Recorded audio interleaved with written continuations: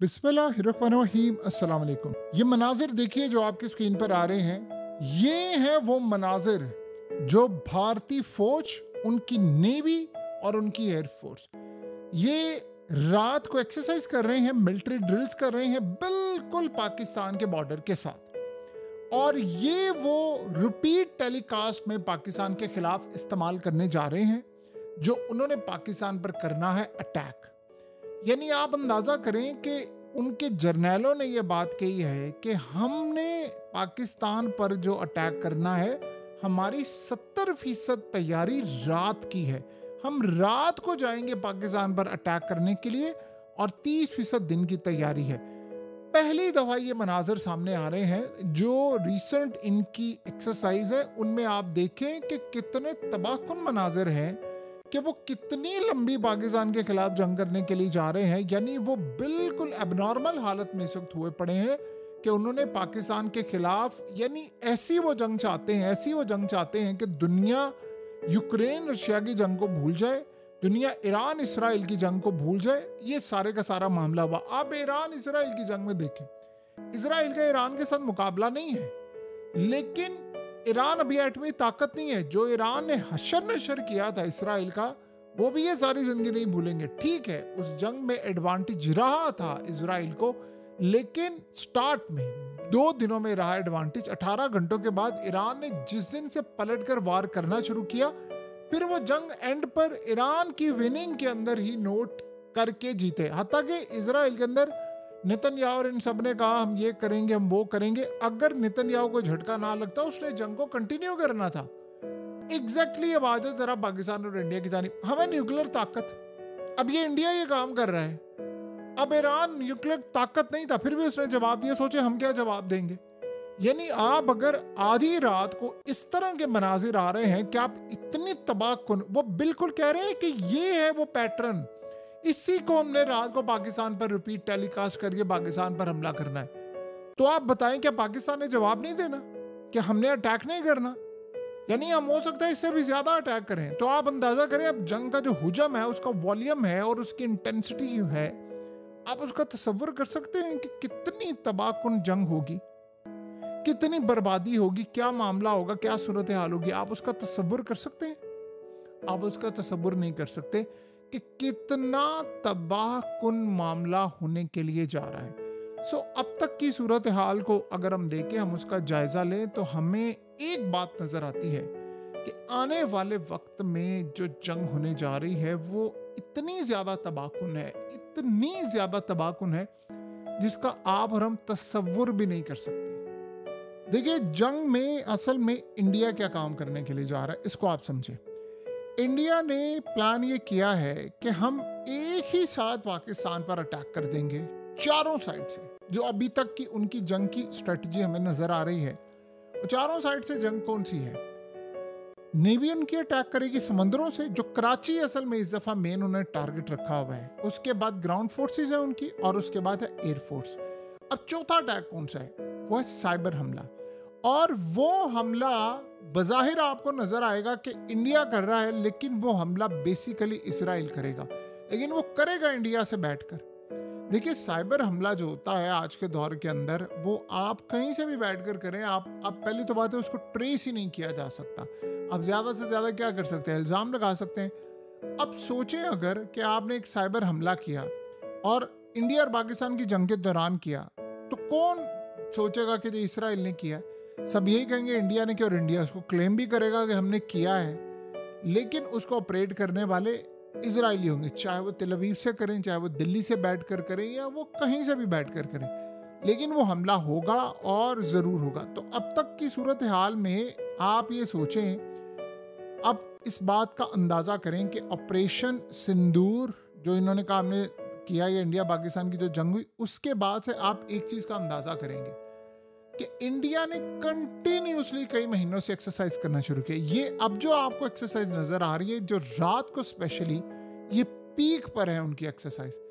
और जैसे ही उनकी एक्सरसाइज खत्म होंगी, कुछ कहा नहीं जा सकता उससे पहले या बाद में, वो बिल्कुल फुल फ्लेज आपके साथ एक बड़ी वॉर के लिए तैयार बैठे हुए हैं, और किसी भी वक्त उन्होंने अटैक करना है। इंडिया के 30,000 के करीब फौजी पूरी तीनों फोर्सेस से इस जंग में पार्टिसिपेट कर रहे हैं और इतना असला वो इसमें इस्तेमाल कर रहे हैं, इतनी हाई लेवल की ट्रेनिंग कर रहे हैं, मिलिट्री ड्रिल्स कर रहे हैं। देखिए हर जगह से नॉटम जारी हो रहा है, पाकिस्तान ने किया है, पाकिस्तान भी अपनी तैयारी कर रहा है, हम बहुत सारी चीज़ें कर रहे हैं। हम उनको इस वक्त उनकी जो इंटेलिजेंस मालूमात है वो भी इकट्ठी कर रहे हैं, उनके हमले के सारे मामला देख रहे हैं। यानी जो कुछ हमसे हो सकता है हम वो काम कर रहे हैं, जो कुछ हम ये कर सकते हैं हम वो कर रहे हैं। तो अगर हम इस सारी सूरत हाल का जायज़ा लें तो आपको ये बात अच्छी तरह समझ आएगी कि ये सारे के सारे जो मामलात हैं वो क्लियरली इंडिकेट कर रहे हैं कि चीज़ें किस तरफ जा रही हैं और क्या मामला हो रहा है। अब रही बात इसकी कि दुनिया का रिएक्शन क्या होगा।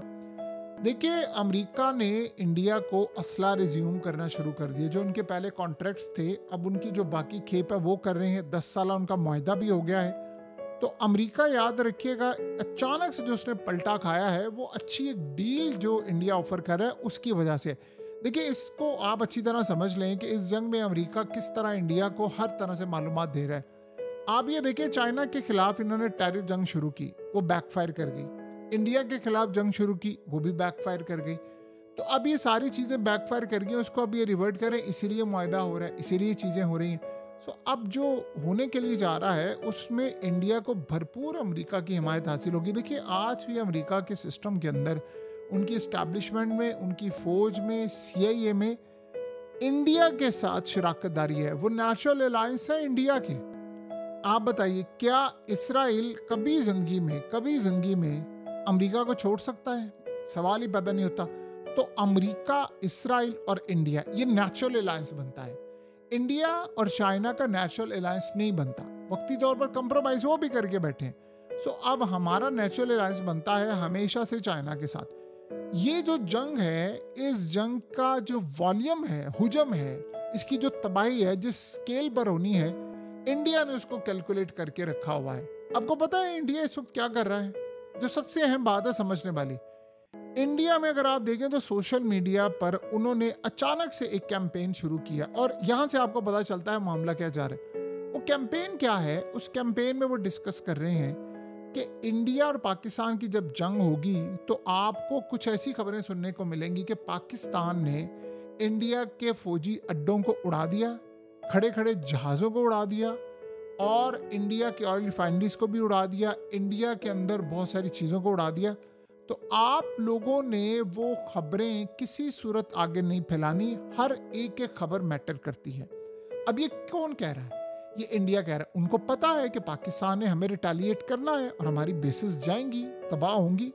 जाहिर सी बात है जब वो इतनी बड़ी जंग करेंगे तो हमने चुप करके तो नहीं बैठे रहना। ये हाइपरसोनिक मिसाइल, ये आप जो मर्जी करें, 2 न्यूक्लियर ताकतें आपस में लड़ रही हैं। तो अब आप बताएं कि जब मोदी को इतनी दफ़ा बेइज्जत किया ट्रंप ने, अगर उसने क्या 4 दिन की जंग लड़नी है? जिन 2 न्यूक्लियर ताकतें अगर आपस में 15-20 दिन के लिए आमने सामने हो जाएं, आप उसका अंदाज़ा नहीं कर सकते कितनी तबाही होगी। तो इंडिया तो 5-6 महीने की जंग की तैयारी करके बैठा हुआ है। तो आप अंदाज़ा लगा सकते हैं फिर कितनी बड़ी जंग होने के लिए जा रही है। और वो भी जब मोदी का टेन्योर ख़त्म हो रहा है और उसको पता है इसके बाद उन्होंने नहीं आना। तो ये सूरत हाल अब ज़्यादा खतरनाक हद तक आगे बढ़ी है। यहाँ से आप अंदाज़ा लगा सकते हैं कि मामलात कितने ज़्यादा ख़राब हैं और उन्होंने रिप्लाई क्या करना है, उन्होंने रिवर्ट बैक क्या करना है, उन्होंने किस तरह की जंग असल में छेड़नी है पाकिस्तान के खिलाफ। तो ये असल में अब तक का सारा मामला है कि इंडिया इस सारी सिचुएशन को कैलकुलेट करके बैठा हुआ है कि क्या तबाही होगी, कितना वॉल्यूम। इसीलिए उन्होंने सारी दुनिया के सामने ये काम करना शुरू कर दिया है। असल में मसला ये है कि इंडिया ने इतना असला जमा किया, इंडिया ने इतना कुछ किया, लेकिन इस नैरेटिव की जंग के अंदर भी वो बुरी तरह पिटे हैं।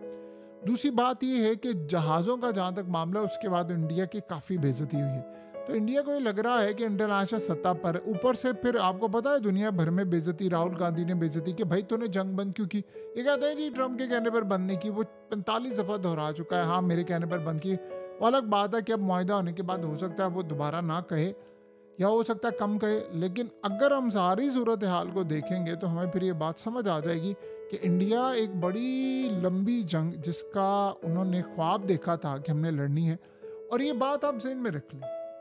इस जंग से पहले इंडिया कई चीज़ें मेक श्योर कर रहा है। ना उसने किसी की सुननी है इस जंग को बंद करने के लिए, ना उसने किसी ना वो समझता है मैंने गोल्स अपने हासिल करने से पहले ये जंग ख़त्म करनी है, और ना ही उसने अमेरिका या किसी की मुदाखलत बर्दाश्त करनी है। तो इसका मतलब है कि वो जंग लंबी लड़ने के लिए जा रहा है। तो लंबी जंग जब आप लड़ने के लिए जाते हैं तो आपको पता होता है अगली भी न्यूक्लियर ताकत है, अगलों ने भी आपका हशा नशर करना है, तो जंग बड़े स्केल पर होगी, बड़े इसमें लोग मारे जाएंगे।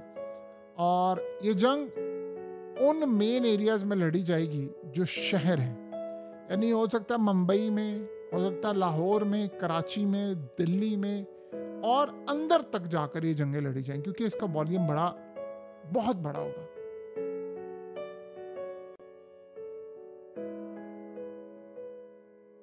हकीकत टीवी को सब्सक्राइब करना मत भूलें, वीडियो को लाइक करें, शेयर करें और कमेंट सेक्शन में अपनी राय का इजहार ज़रूर करें।